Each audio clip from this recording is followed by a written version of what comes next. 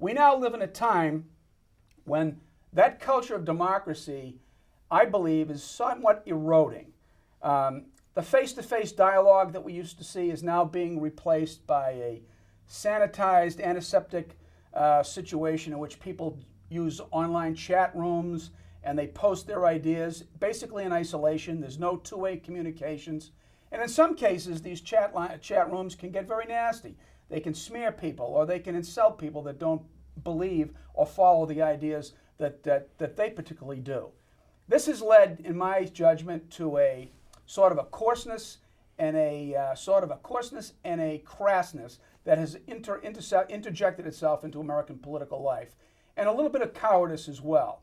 And as a result, a lot of our voters are more ignorant of the issues, and they certainly are ignorant of the people who have come forward to try to offer themselves to either represent them or to lead them. Today, we are very fortunate. We have two individuals that I wanted to bring on the program with you to talk about their experiences of actually participating on baseline, frontline politics in your community. The two people are, to my left, are Kathleen Lynch, who ran as a Republican for state representative, and to my right is John McDonald, who ran as a Republican candidate for state senator. Have you always had an interest in politics, or is this something that developed as a result of the campaign? Or I am not a career politician. I had no aspirations. This really just came up as a citizen who is involved in the community, and I thought to myself that we needed to have good representation for the working class person, the person that's out there just trying to have a good living. And I didn't want to see this kind of representation by someone who's been in politics and will always stay in politics and will forget what it's like to be the common person. I've always been interested in politics to a certain extent. I think that growing up in the Reagan era, Reagan was the president, I guess, in my formative years, and so I had an interest, at least from of how the country was being run and what it was being run. But I think that what propelled me into politics directly, and I think this is the case for a lot of people. I think a lot of people are interested in politics in general, but until it affects you personally, that's when I start to see people truly get involved and start to position themselves as a potential candidate. Never really had a long-standing desire to be a politician as much as I had a desire to be an agent of change.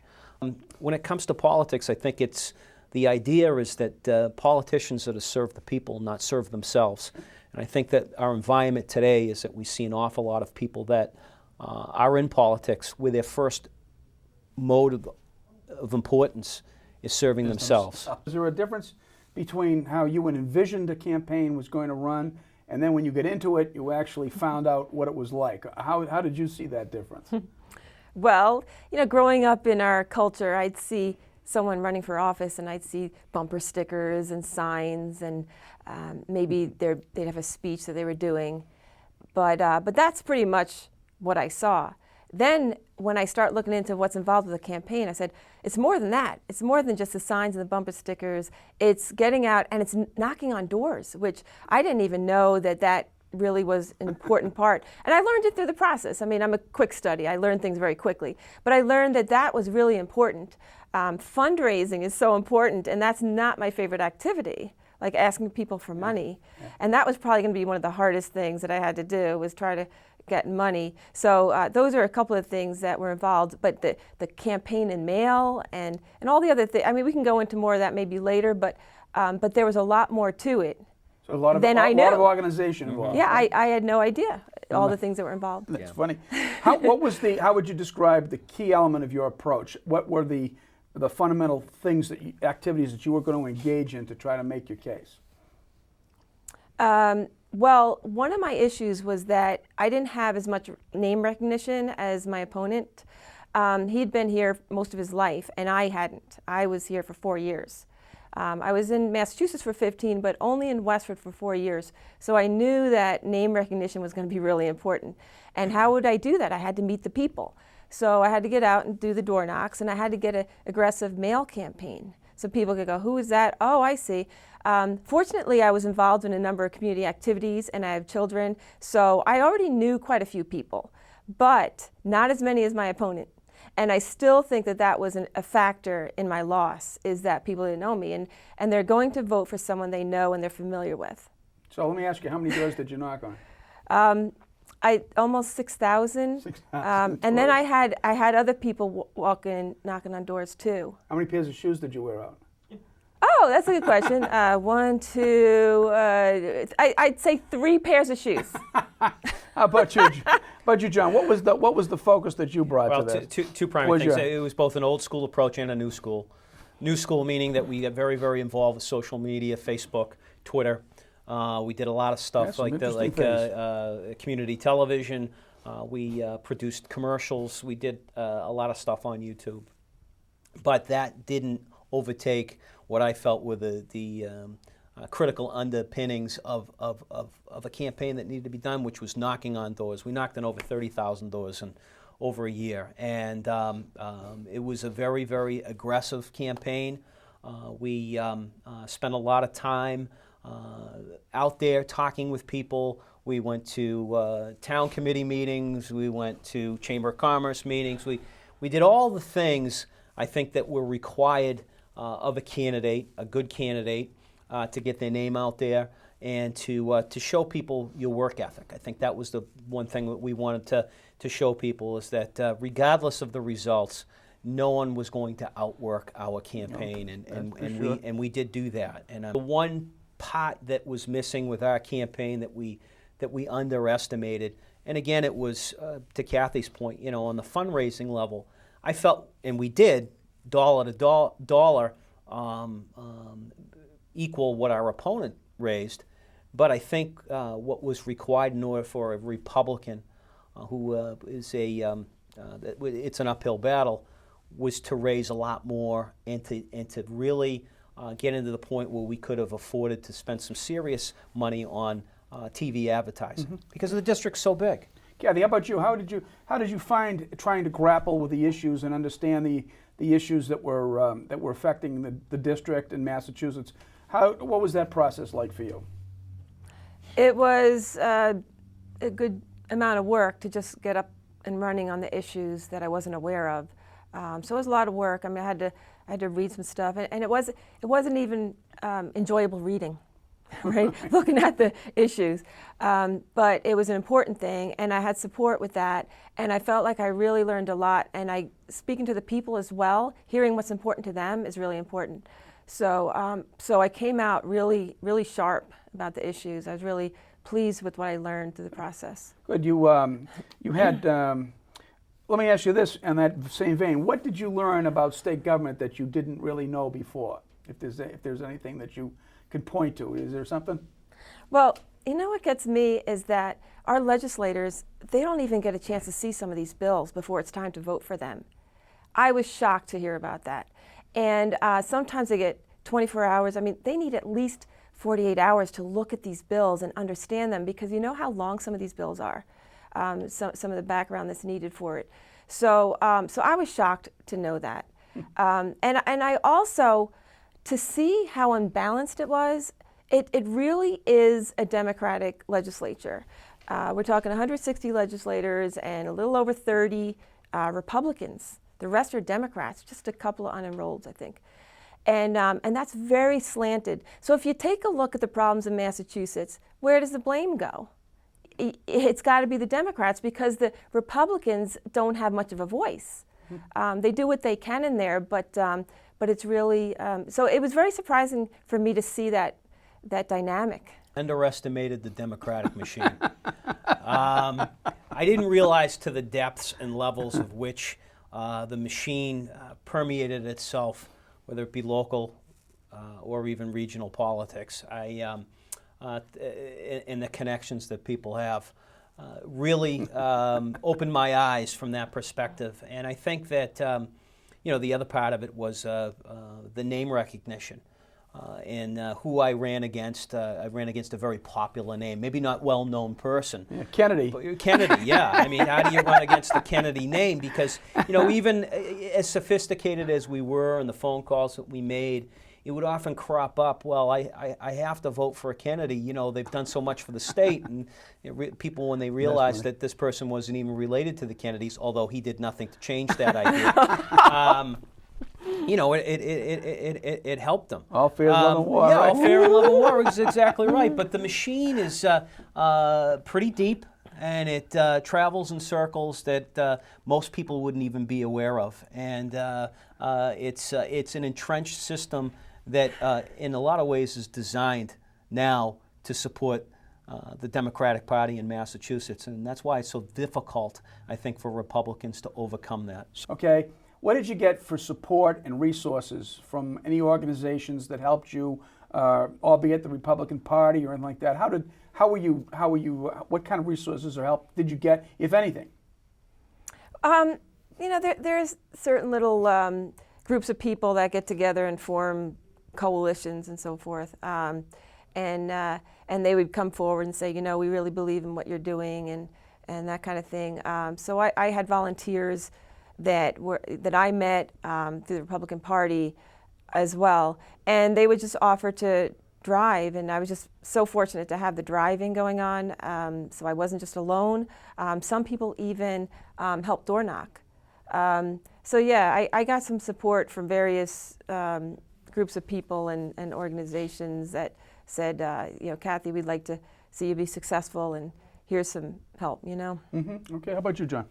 I enjoyed the support of a lot of different, as Kathy put it, different coalitions or groups that were somewhat organized at a state level.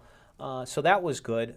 But as far as the Massachusetts GOP, which you naturally would think would gravitate towards all Republican candidates, and it really is, I think, an eye-opener from a standpoint of the way it operates now is based off of name recognition. And you have a certain period of time of which the Mass GOP decides that they're going to hold a poll, conduct what they feel is your chances to be a legitimate candidate, and they poll your chances against a prospective opponent.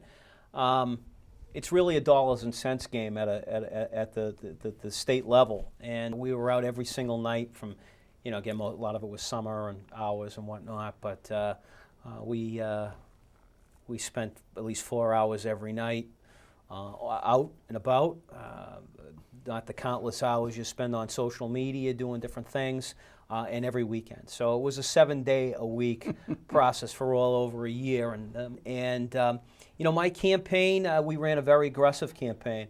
We nailed, I had several different opponents at the time. I had somebody who dropped out, and then I had somebody, eventually I had an opponent that we ended up with. But we nailed them on their records. We made sure that people knew what was going on. But we did, in the general election, take on a fair amount of we'll say we experienced some flack. Some flack. Well, Yeah. the old saying is, if you're not taking flack, Yeah. you're not over the target, right? And I would say that I enjoyed the experience of actually being targeted by the Democratic State Committee and some absolutely false information that went out. I mean, couldn't be any further from the truth. But I figured we arrived. By and large, how would you describe your reception? How did people treat you when you offered yourself? It's a very interesting process. I think that the listeners would be interested to hear that when I knocked on a door, I had no idea what I was going to come up against. I didn't know where these people stood politically. I didn't know if they were right, left, center. I didn't know if I was going to get the husband or the wife or the child or what. So it was the dog. or the dog. But it was very, it's an uncomfortable thing. It's uncomfortable when it's a cold call. Yeah. And physical it's what cold. it is, a physical cold call. So I tried to be just kind of general, throw out a couple of things that I stood for, and see what came back, right? See what was important to them. I tried to find out what was important to them. And for the most part, you asked for overall how it went. People were very good. They were receptive. A lot of them didn't, like if I said, so what's important to you? A lot of them just said, I haven't really thought about that. and they felt on the spot. Yeah. They hadn't even been thinking about politics, right? So that was interesting. But I would say that our district is, I'm happy with this district.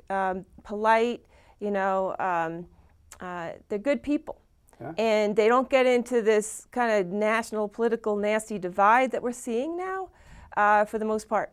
So I was very pleased with that. To the issues and where our legislator stands and so forth, a lot of people just don't know what's going on and how our legislator is voting. And so it's really important for us to get that word out and let people know, and to have more roll calls so that we all know where our legislator is everybody voting. stands. Because Very if they're good. representing us, we need to know what they're voting on. And right now, a lot of people don't know. I found when I was out there that they would vote, they would choose who they're going to vote for based upon if their kid knew that person or if they grew up with that person. We need to start looking at what's going on and what's an important issue. Our campaign, I was bit by a dog twice. I think one of the dogs really enjoyed it. I had a campaign manager Democratic yeah, dog. right, yeah. We had my campaign manager get hit by a car. I mean, we had everything that could happen. But each community is really different in the district. I mean, I had Lowell, Westford, Tingsboro, Groton, Dunstable, and Pepperell. All very different, and all very different in how they receive you at the door as well. Some communities were more used to seeing people knocking on their doors, whereas a town like Groton, I was told nobody knocks on doors, but we did it anyway.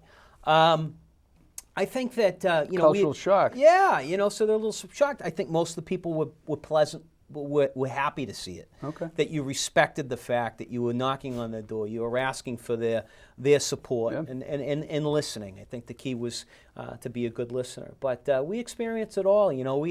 We had people throw us out of their yard. We had people slam their doors. I mean, we had it all. But again, the vast majority of the people were very, very interesting. And I think one of my primary issues was talking about illegal immigration and how it was affecting the state from a financial standpoint. And what we discovered, that I discovered, is there's so many people that are here legally, legal immigrants, that spent so much time and effort, energy in becoming a legal citizen. Money, too. That I Yeah. don't think most people realize that legal citizens are the legal, new naturalized citizens, people who are first generation, are really the people that are most upset about illegal immigration and the costs and how it affects the state. So the both of you were not successful, right? Let me ask you this. Were you surprised by the result? I was from the,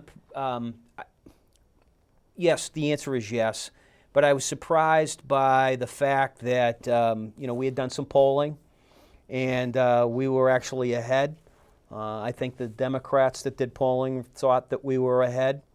But I think that the end result was, which surprised, I think, both sides, was the turnout.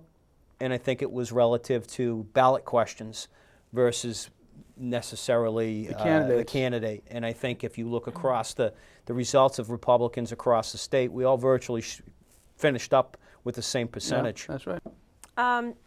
So before I ran, I met with some very important people, and I wanted to get an idea of whether I could win this or not, because I didn't want to run just to run and not have a chance. So at the beginning of the campaign, we thought I had a chance, and I worked it really hard, for that chance. So up to the end, I didn't know what the result would be. I really didn't, and we saw a lot of people who just typically don't even get out to vote come out this election. And I think what they did was they attached all the Republican candidates to Trump, who had been repeatedly bashed by the Democratic Party the whole campaign season. We're in a blue state, and the tactic of the Democratic Party was to bash Trump incessantly. And so that's not local.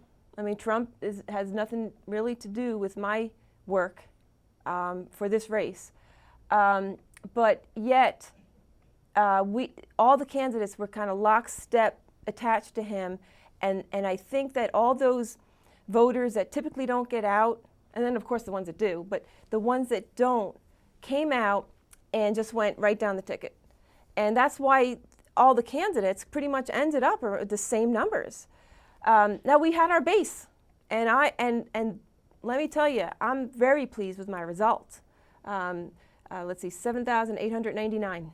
That's good. So almost 8,000 votes. That's around 36% of the electorate. Did you have a sense of loss that day? Was it devastating? How did you handle the news that you lost? Oh, you know what? I was relieved it was over. I was pleased with our result right from the get-go. I was just like, we as a team worked so hard, and we did a great job. And that was my initial response. And then, that's not all that happens. Then you go through the next day and the next week and the next, and then all the feelings start coming out. The sadness, the anger, the frustration.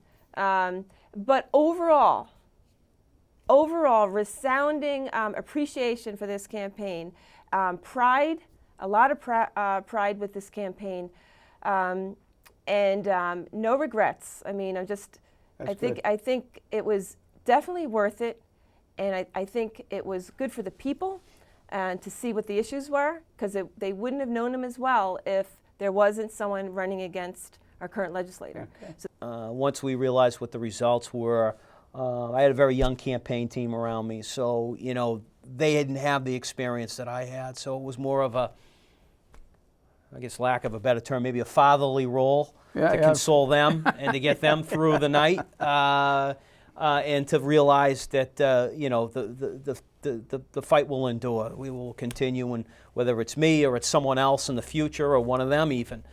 So it was to communicate that that this is a lesson in life, and that we got to move on.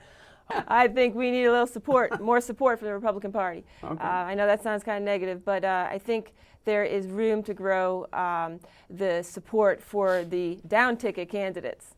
And I think that's the work that needs to happen, because we as a party have to be stronger. Our Democratic Republic will be stronger if we have people from both sides of the aisle checking each other out, checks and balances, keeping each other honest. And right now it's imbalanced. So we need to strengthen that Republican Party, and now's the time. And we're up against a new state committee chair. The current chair stepped down, so now's the chance to do that. And so I think that's where the energy needs to go. So let me ask you this question. In general, from your experience only, do you feel that the election process was conducted fairly? I think there's some room for improvement. I think that voter integrity needs to be looked at. And I'm not sure how big that is, because a lot of voter integrity involves hidden behind the scenes happenings, right? So we don't know. But we need to look at the ballots. We need to look at duplication. We need to look at voter identification. We need to look at the whole process. We need to make sure there's no ballots being stuffed, okay? And I'm not saying that as, that's why I lost. I'm not saying that. But what I am saying is that we have to work on this as a state to improve future elections, because we want the honest results. And I think that there is room for improvement. There's a room to look at these processes that we have. How about you, John? Do you feel that your campaign was run fairly? I mean, that the whole election process was run fairly? I think overall the answer is yes. However, there's proven voter fraud in the state of Massachusetts. There's proven voter fraud that took place in even our elections. Cities of Lawrence, Lowell had voter fraud. There were questions of how votes were counted, even in the congressional race in our area. I think that with proven fraud needs to come some real sophistication. We need to modernize our voting system. For instance, my own precinct at 8 o'clock in the morning, the machine broke down 3 times. That's unacceptable. You know, we can't have those type of things going on in a city, by the way, that was being monitored by the federal government during the election. That stuff can't happen. To me, it's an abomination and a disrespect to the voters. You know, when we talk about, there's a lot of complaints on the news, you know, oh, the corrupt this politician, that politician is corrupt, and they can't believe a word they say. This is true. I can't deny it. What are we going to do about it? We need to get honest people in there. We have to demand that as a people, to say we need good, honest people. And we don't want them to be two-faced. Stand for what you believe in, okay? And that's what I want to see for our government, all down the line. And I was one of those people, you know. It was tough, though, because it's tough when you play politics. You don't want to upset this group of voters. You don't want to upset that group of voters. It's tough, but I think what we need to do is we need to be as honest and to be as open-minded as possible, so that we get to see in a fair, honest way both sides of the story, and then come up with the solutions.